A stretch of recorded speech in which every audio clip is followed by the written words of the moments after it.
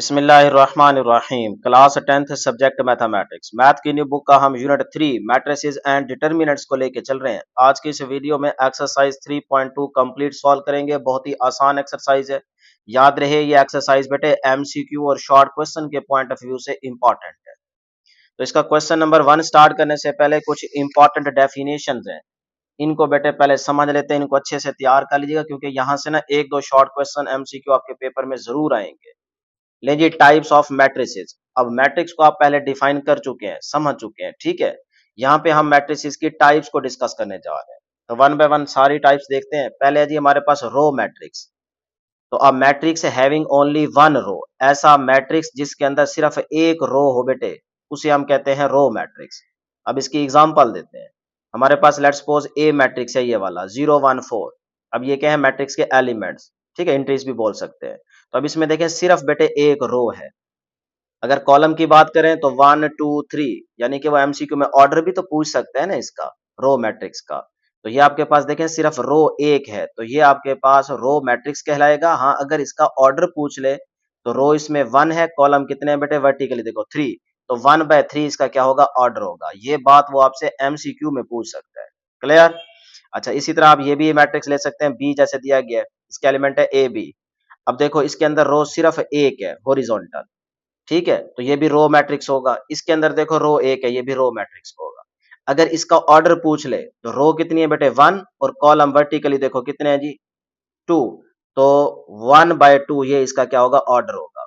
इसका ऑर्डर अगर पूछ ले तो रो भी एक, कॉलम भी एक, तो 1/1। तो इस तरह से आपने रो मैट्रिक्स को याद रखना है। ले जी नंबर 2 पे हमारे पास है कॉलम मैट्रिक्स। अब a matrix having only one column, ऐसा मैट्रिक्स जिसके अंदर सिर्फ एक कॉलम हो, उसे हम कॉलम मैट्रिक्स का नाम देंगे। फॉर एग्जांपल ये ए मैट्रिक्स गिवन है, इसके अंदर देखो बेटे वर्टिकली सिर्फ एक कॉलम है।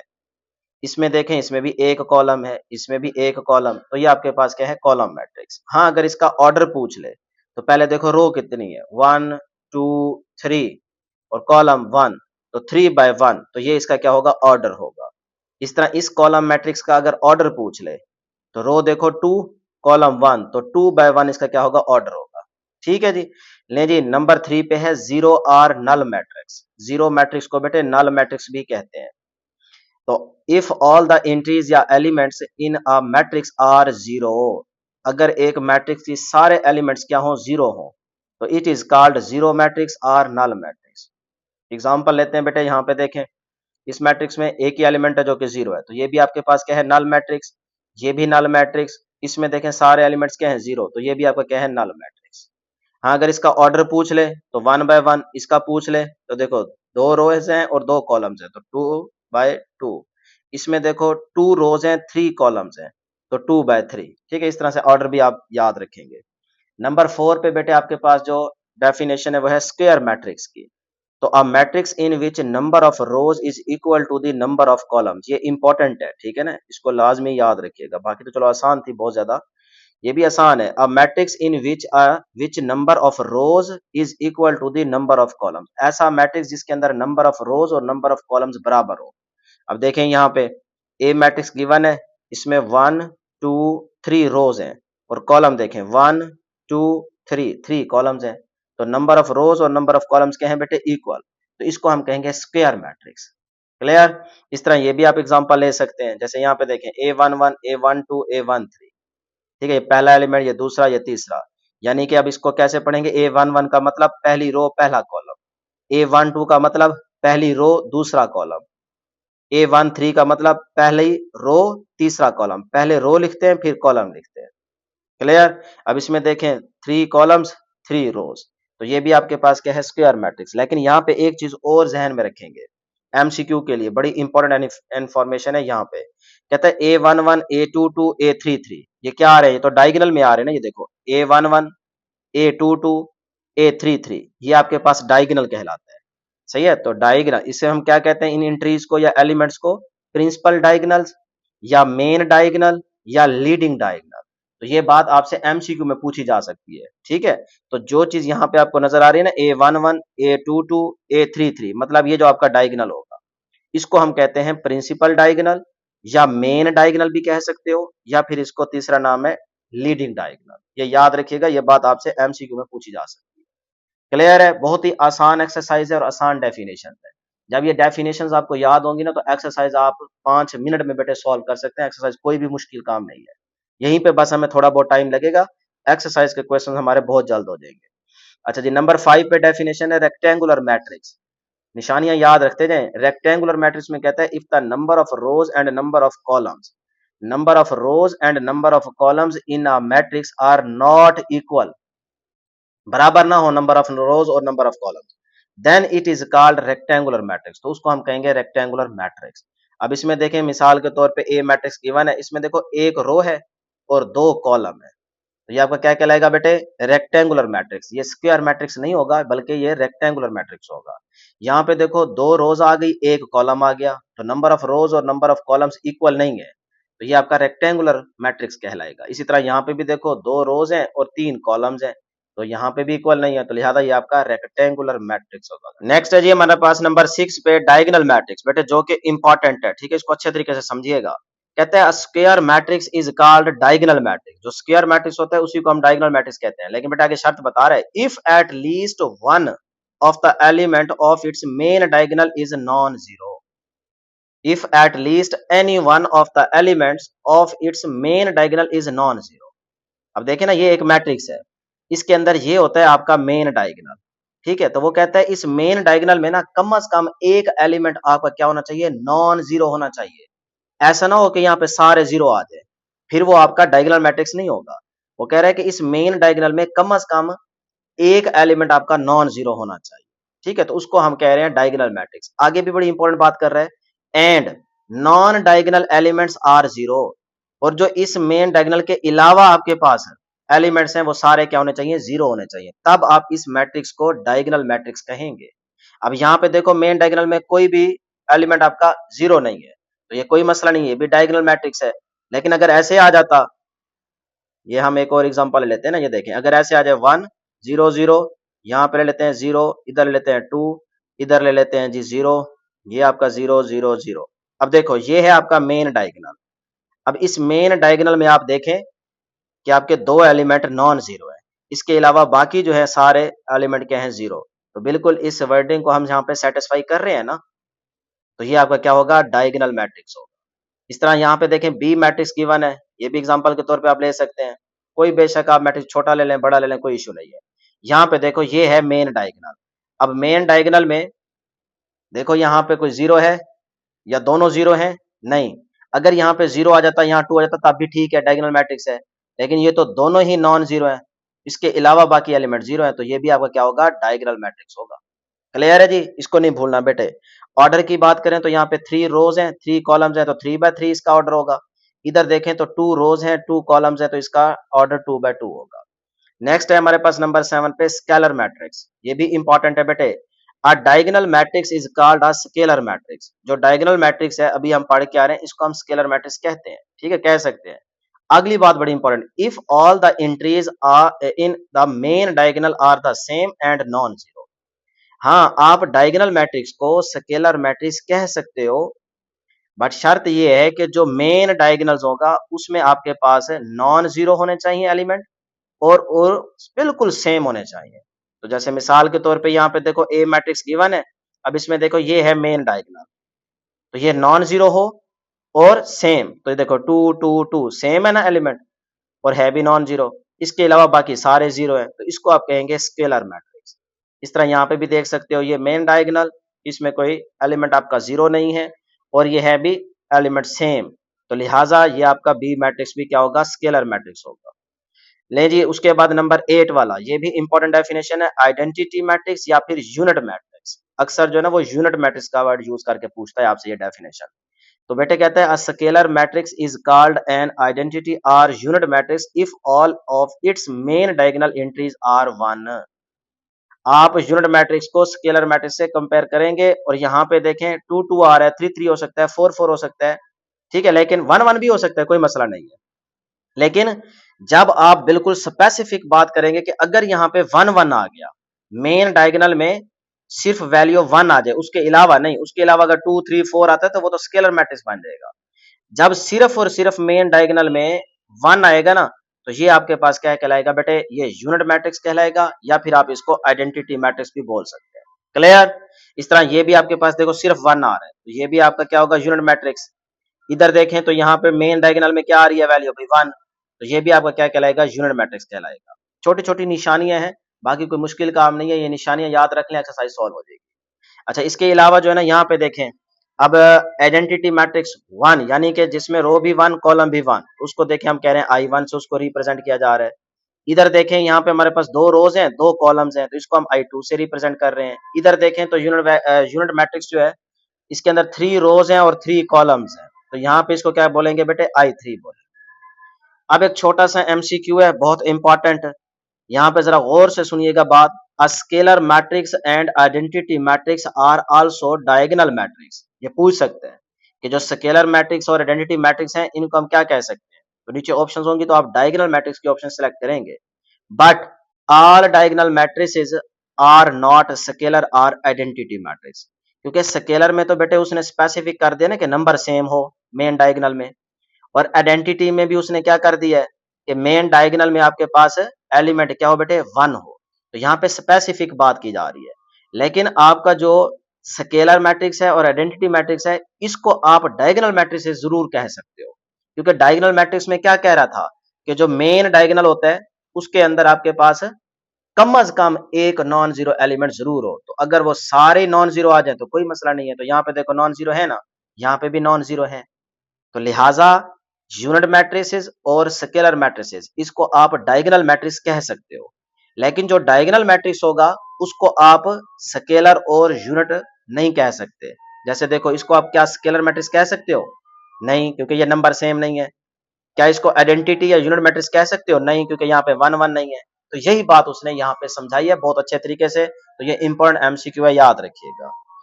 एक तो कुल्फियों वाले जो है ना लड़े पड़े हैं गर्मियों के अंदर, ये घर के पास आके ना यहीं पे अपना अलार्म शो करते हैं और फिर जोर जोर से बोलते हैं, भाई कहीं आगे दफा हो जाओ, तो बंदा काम कर रहा होगा, नहीं, इनको सिर्फ अपनी है। चलो खैर कोई नहीं, वो रोजी रोटी कर रहे हैं, उनको करने दें।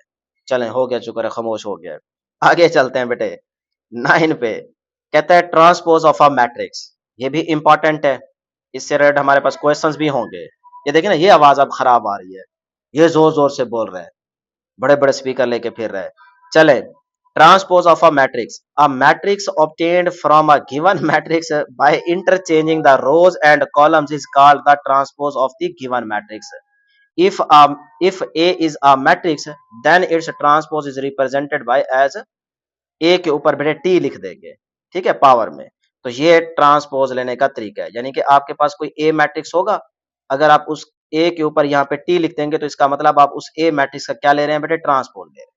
अच्छा, कैसे लेते हैं कि अगर आपके पास कोई भी ए मैट्रिक्स है, जैसे यहाँ पे देखें ए मैट्रिक्स है जी हमारे पास 1 2 4 8 0 5, अब इसमें देखो 2 रोज हैं और 3 कॉलम्स हैं। तो जो मैट्रिक्स गिवन हो उसका ट्रांसपोज लेने का तरीका यह है कि उसकी रोज को आप कॉलम बना दें, या फिर ये है कि कॉलम्स को आप रो बना दें, बस इंटरचेंज कर दें। ये है तरीका ट्रांसपोज लेने का। अब देखो ये है 1 2 4 पहली रो, ये दूसरी रो 8 0 5, 2 रोज आ गई। मैं पहली रो को ना कॉलम में लिख देता हूं, ये देखो पहली रो है 1 2 4, इसको कॉलम में कन्वर्ट कर दो 1 2 4। उसके बाद दूसरी रो है 8 0 5, इसको कॉलम में लिख दो 8 0 5। ये रोज थी, रोज को हमने कॉलम में लिख दिया, तो ये क्या है, ट्रांसपोज, हमने ए का ट्रांसपोज ले लिया। क्लियर? चलें जी, उसके बाद आ जाएं symmetric matrix and skew symmetric. ये बहुत ही इंपॉर्टेंट शॉर्ट क्वेश्चन है, यानी कि वो यहाँ पे दोनों का डिफरेंस पूछ सकता है। ये याद रखिएगा कि सिमेट्रिक मैट्रिक्स और स्क्यू सिमेट्रिक मैट्रिक्स में फर्क बताएं। लें जी, सिमेट्रिक मैट्रिक्स क्या होगा, a square matrix A is called symmetric if it is equal to its transpose. यानी कि कोई अगर ए मैट्रिक्स है ना, उसका जब आप ट्रांसपोज लें तो वो उसी ए के इक्वल आ जाए। कोई भी ए मैट्रिक्स गिवन होगा, जैसे यहाँ पे ये गिवन है, अब इसका आप ट्रांसपोज लें वो इसी ए के इक्वल आ जाए, तो ये कहलाएगा सिमेट्रिक मैट्रिक्स।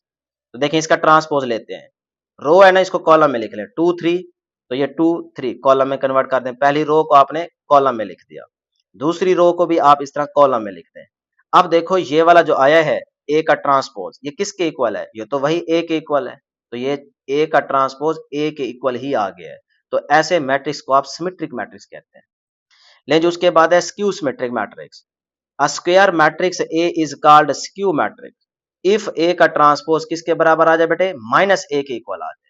मतलब आपके पास सपोज करें कोई भी एक मैट्रिक्स गिवन है, जैसे बी गिवन है। अब आप इसका क्या लेंगे, ये देखो ट्रांसपोज लेंगे।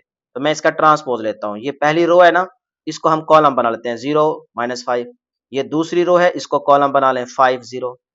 ठीक है, आप कॉलम को भी रो बना सकते हो, रो को भी कॉलम बना सकते हो, कॉलम को भी रो बना, जो आपको अच्छा लगे, बस एक काम करना है। तो मैंने पहली रो को कॉलम बना दिया और इधर दूसरी रो को भी कॉलम में कन्वर्ट कर दिया। तो अब मैंने क्या किया, इस बी का ट्रांसपोज लिया है। अब यहां से ना आप माइनस कॉमन ले ले।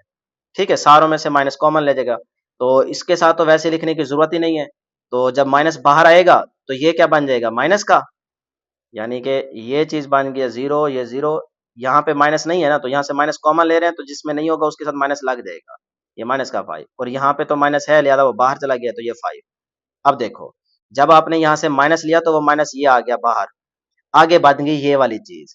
अब ये क्या है, इधर देखें, 0 -5 5 0, ये तो वही बी है, तो इसका मतलब ये माइनस बी के इक्वल आ गया। तो जब आपके पास कोई मैट्रिक्स गिवन हो, उसका ट्रांसपोज लें, तो बी का ट्रांसपोज अगर माइनस बी के इक्वल आ जाए तो इसको हम कहेंगे स्क्यू सिमेट्रिक मैट्रिक्स। क्लियर होगी बात? ठीक है, चलें जी, सवाल करेंगे तो और मजीद आपको क्लियर हो जाएगा, प्रैक्टिस हो जाएगी। लास्ट हमारे पास डेफिनेशन है negative of a matrix. The negative of a matrix A is obtained by multiplying each of its elements by -1। यानी कि जो भी आपको मैट्रिक्स गिवन है, उसमें या तो माइनस बाहर कॉमन ले लें, या फिर ये है कि माइनस से सारे एलिमेंट्स को मल्टीप्लाई कर दें, जो तरीका आपको अच्छा लगे। ठीक है, उसके बाद जो भी रिजल्ट आता है वो आपका क्या होगा बेटे, माइनस ए, उसको हम नेगेटिव मैट्रिक्स कहेंगे। अब ये देखें, ए मैट्रिक्स ये गिवन है ना, हम माइनस से इन एलिमेंट्स को मल्टीप्लाई कर देते हैं दोनों साइड पे। तो इधर भी माइनस से मल्टीप्लाई करेंगे, माइनस का ए बन जाएगा, इधर माइनस से मल्टीप्लाई माइनस का 3, इधर माइनस माइनस प्लस हो जाएगा। तो अब देखो ये क्या आ गया आपके पास, नेगेटिव मैट्रिक्स। ए मैट्रिक्स ये था, अब ये नेगेटिव ए मैट्रिक्स आ गया।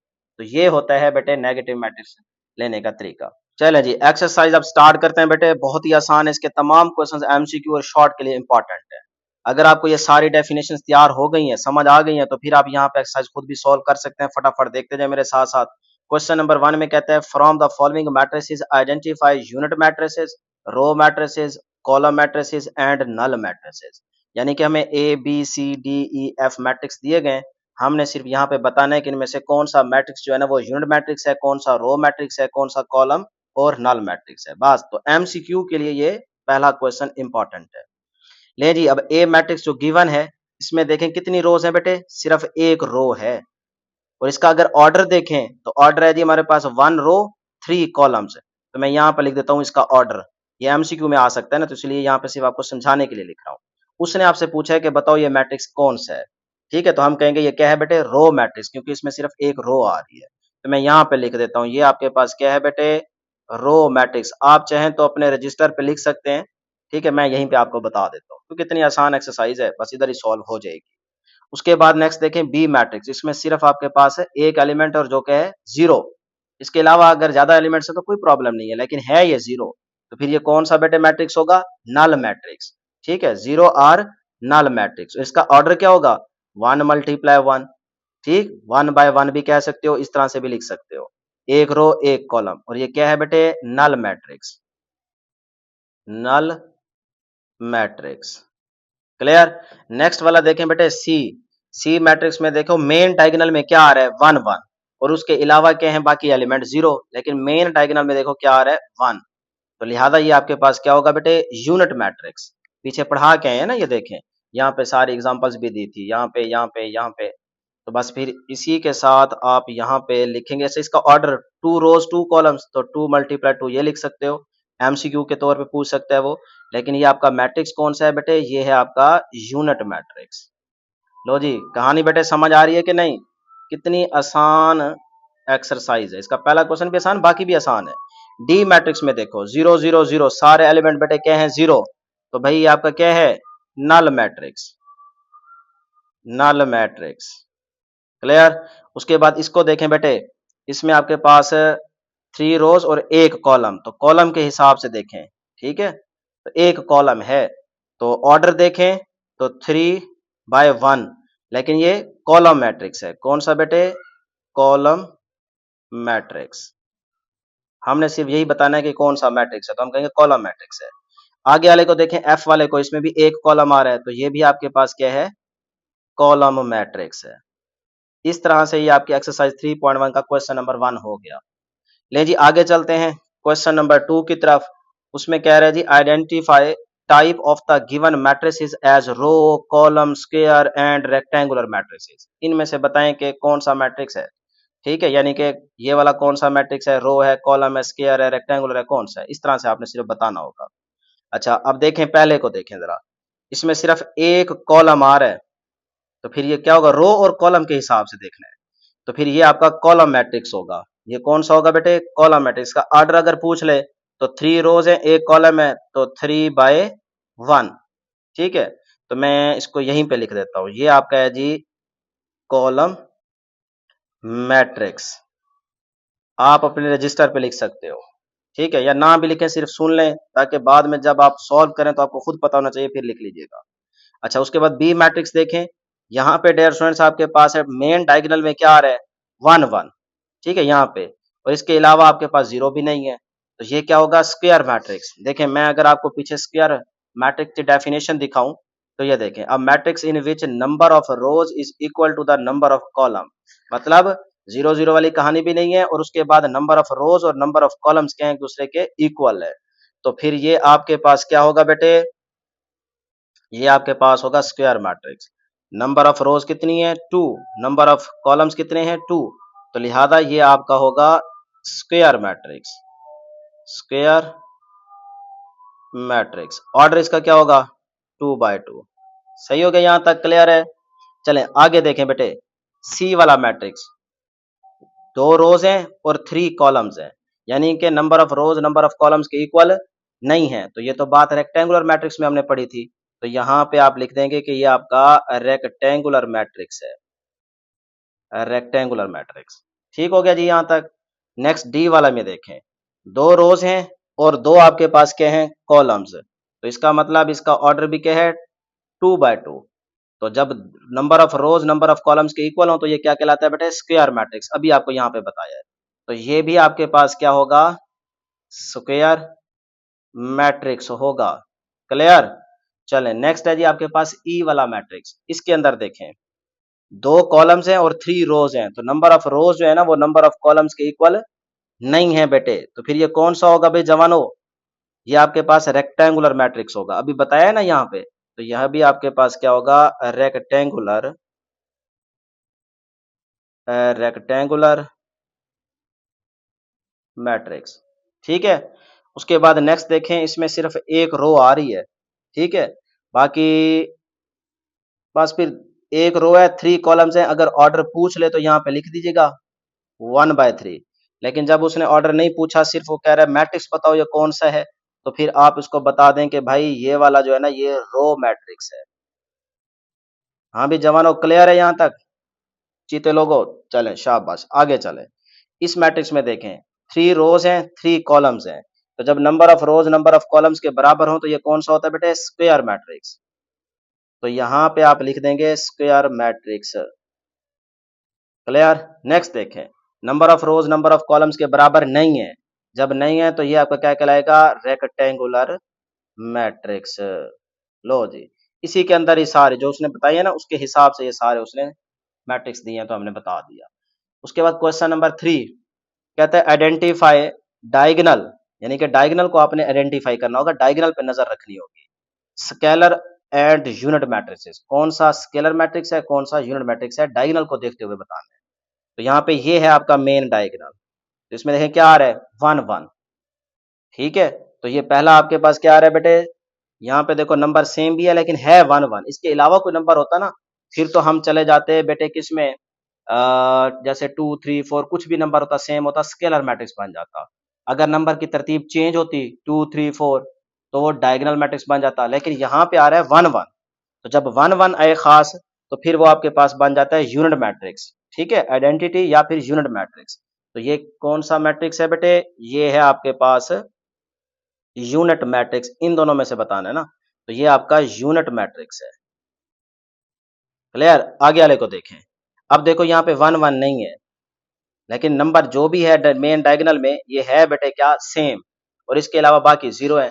तो जब नंबर सेम होगा तो ये बेटे क्या बन जाएगा स्केलर मैट्रिक्स। यहाँ पे आपको भी समझा के आए हैं, ठीक है। तो ये देखें नंबर सेम आ गया ना मेन डायगोनल में, यही मिसाल उसने उठा के आगे दे दी है। तो ये स्केलर मैट्रिक्स, तो आप लिखेंगे जो बी मैट्रिक्स हमें गिवन है ये हमारा स्केलर मैट्रिक्स है। लो जी, उसके बाद इसको देखें बेटे, थ्री मेन डायगोनल में और फिर क्या आ रहा है जीरो।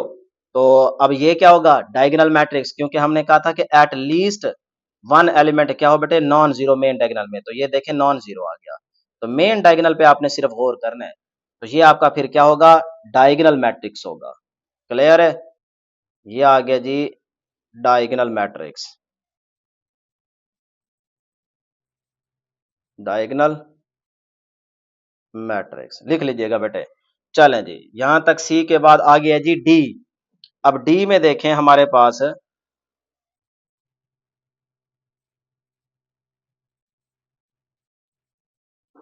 डी में देखो बेटे ये है मेन डायगोनल, इसमें आपके पास 7 और 6 है, नंबर सेम नहीं है, ठीक है, 1 1 भी नहीं है। तो ये भी आपका क्या है डायगोनल मैट्रिक्स। यहां पे लिख देता हूं डायगोनल मैट्रिक्स।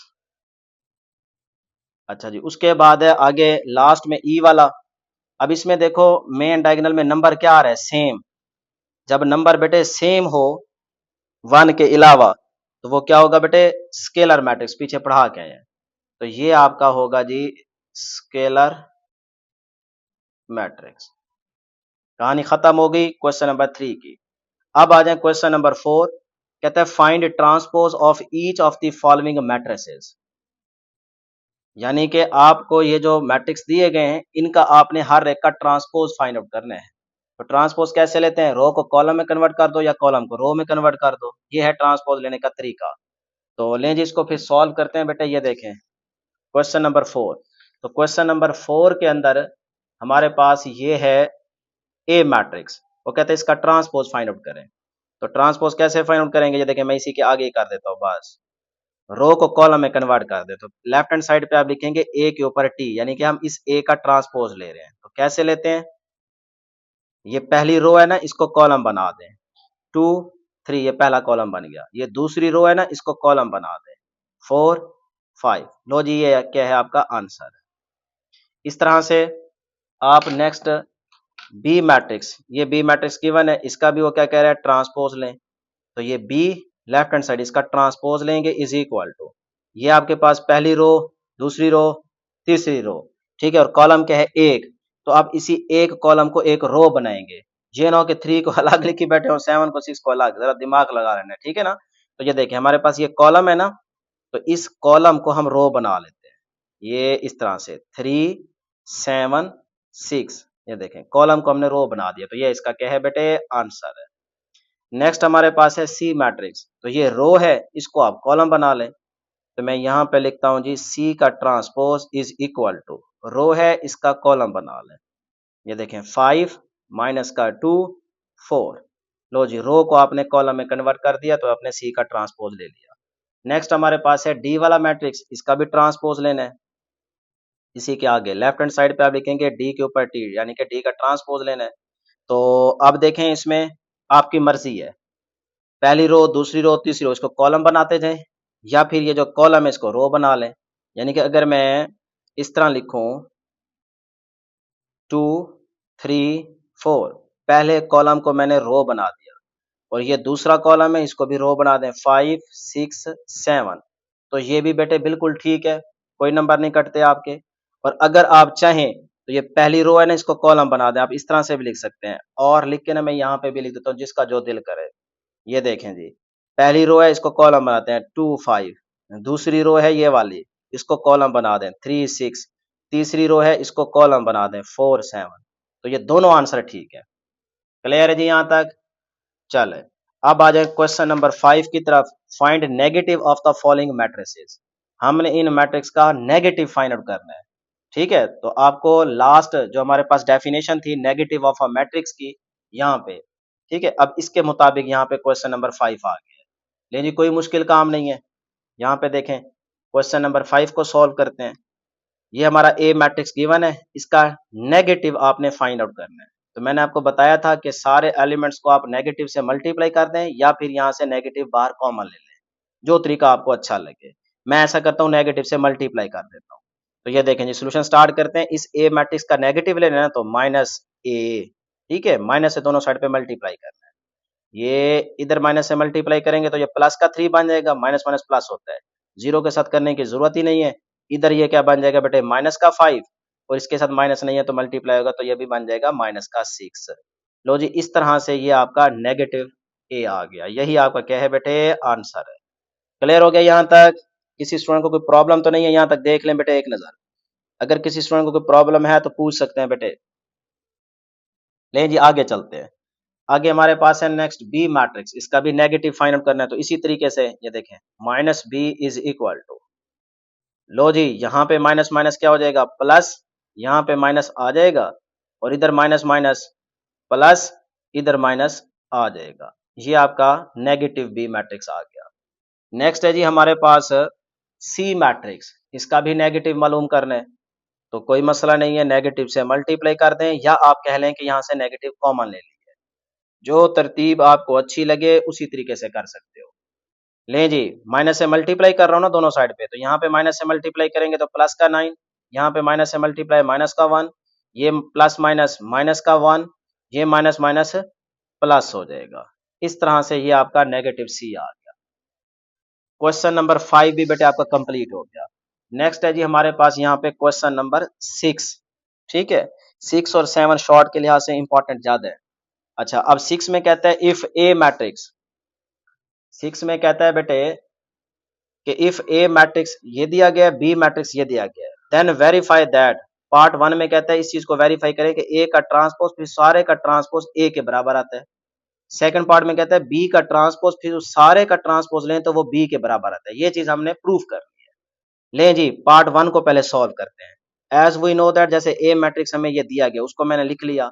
अब हमने ये चीज वेरीफाई करनी है कि ए का ट्रांसपोज फिर उस सारे का ट्रांसपोज लें तो वो इसी ए के बराबर आना चाहिए। तो देखते हैं बेटे, ए गिवन है, इसका पहले ट्रांसपोज लेते हैं। तो ए का ट्रांसपोज मैं यहाँ पे लिखूंगा, लिखना चाहें तो लिख सकते हैं, डायरेक्ट भी करेंगे तो नंबर नहीं कटेंगे। Taking transpose on both side लिख लोगे, चलें। ए का ट्रांसपोज इज इक्वल टू कैसे लेते हैं, रो को कॉलम बना दो। तो पहली रो ये है, इसको कॉलम बना देते हैं, 2 3, ठीक हो गया जी। दूसरी रो ये है, इसको भी कॉलम बना दे, 4 5। लो जी, एक दफा ट्रांसपोज ले लिया हमने। अब उस सारे के ऊपर क्या लेना है, ट्रांसपोज वेरीफाई करना है ना। तो अगेन टेकिंग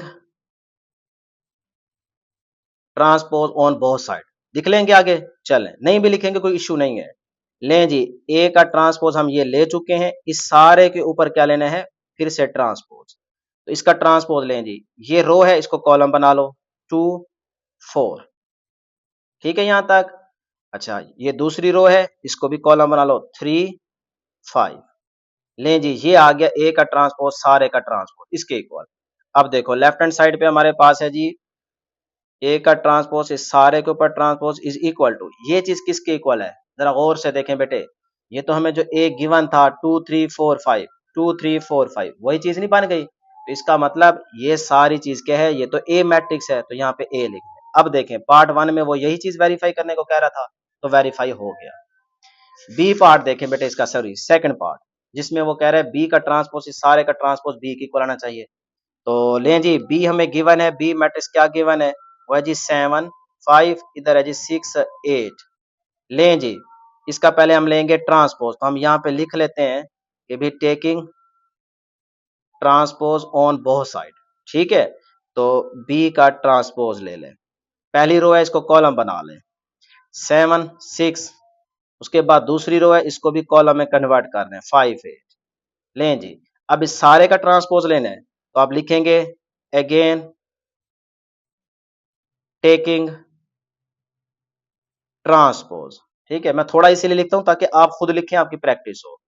ये आ गया जी बी का ट्रांसपोज, ये वाला, इस सारे के ऊपर हमने इसका क्या लेना है, ट्रांसपोज फिर से लेना है। लें जी, सारे का फिर से ट्रांसपोज, देखें पहली रो है ना 7 5, इसको कॉलम बना दें, 7, ये नीचे 5, ठीक। अच्छा, दूसरी रो है 6 8, इसको भी कॉलम में कन्वर्ट कर दें, अब ये आ गया, ले जी लेफ्ट हैंड साइड पे बी का ट्रांसपोज, इस सारे का ट्रांसपोज इज इक्वल टू, अब देखो 7658, ऊपर देखें बी जो मैट्रिक्स गिवन था वो क्या था 7658, 7658 आ रहे ना बराबर, इसका मतलब ये सारी चीज किसके इक्वल है, ये है बी के इक्वल। लो जी हो गया वेरीफाई, वो यही कह रहा था कि बी का ट्रांसपोज सारे का ट्रांसपोज बी के इक्वल होना चाहिए, तो बिल्कुल है। आगे चलते हैं बेटे, क्वेश्चन नंबर 7, इसका लास्ट क्वेश्चन है एक्सरसाइज का। शो दैट, हमें ये एल मैट्रिक्स गिवन है, हमने शो करना है कि ये एक सिमेट्रिक मैट्रिक्स है। अब सिमेट्रिक मैट्रिक्स में मैं आपको बता चुका हूं कि ए का जो ट्रांसपोज है वो ए के बराबर आना चाहिए।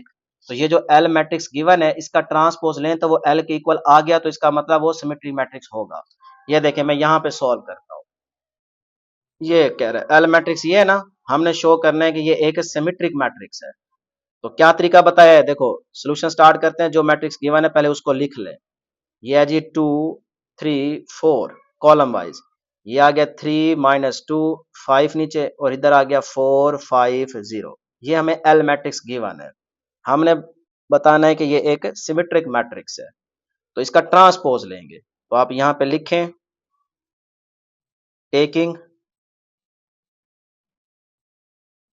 ट्रांसपोज ऑन बोथ साइड्स, ठीक है। तो एल है, जो मैट्रिक्स गिवन हो वही नाम यूज करेंगे, एल के ऊपर लिख देंगे टी, मतलब इस मैट्रिक्स एल का हम ट्रांसपोज ले रहे हैं। लें जी ट्रांसपोज, क्या करते हैं भाई, रो को कॉलम में कन्वर्ट कर दें या फिर कॉलम को रो में। तो मैं ना रो को कॉलम बना लेता हूँ, ये यहाँ पे पहली रो है ये वाली, इसको कॉलम बना लें 2 3 4। दूसरी रो है ये वाली, इसको कॉलम बना लें 3 माइनस का 2 और 5। ये है तीसरी रो, इसको भी कॉलम बना दें 4 5 0। लो जी ये आया एल का ट्रांसपोज, ठीक है। अब लेफ्ट हैंड साइड पे हम लिखेंगे, सॉरी ये लेफ्ट हैंड साइड पे लिखेंगे एल का ट्रांसपोज इज इक्वल टू, अब ये चीज देखो किसके इक्वल है, जरा यहाँ पे गौर करें, 2 3 4, ऊपर देखें 2 3 4, 3 - 2 5, 3 - 2 5, 4 5 0 4 5 0, ये तो एल के इक्वल है भाई, एल मैट्रिक्स है। तो फिर ये सारा जो आंसर आया है ये क्या है, एल के इक्वल, तो मैं इसकी जगह लिख दूंगा एल। अब देखो एल का जो हमने ट्रांसपोज लिया वो तो एल के इक्वल आ गया है, ठीक है। जब मैट्रिक्स का ट्रांसपोज उसी गिवन मैट्रिक्स के इक्वल आ जाए तो ये आपका सिमेट्रिक मैट्रिक्स होता है। ये डेफिनेशन आपको यहाँ पे क्लियर करवाई थी, ठीक है। ए मैट्रिक्स गिवन है, उसका ट्रांसपोज लें वो ए के इक्वल आ जाए तो ये कहलाता है सिमेट्रिक मैट्रिक्स। तो ये चीज यहाँ पे प्रूफ हो गई ना लास्ट क्वेश्चन में। तो इस तरह से ये आपकी एक्सरसाइज बेटे एंड हो चुकी है। चैनल को जरूर सब्सक्राइब कर लें, प्यार मोहब्बत दिखाएं, वीडियो को भी लाइक कर लें। नेक्स्ट वीडियो में जल्द मुलाकात होगी। अल्लाह।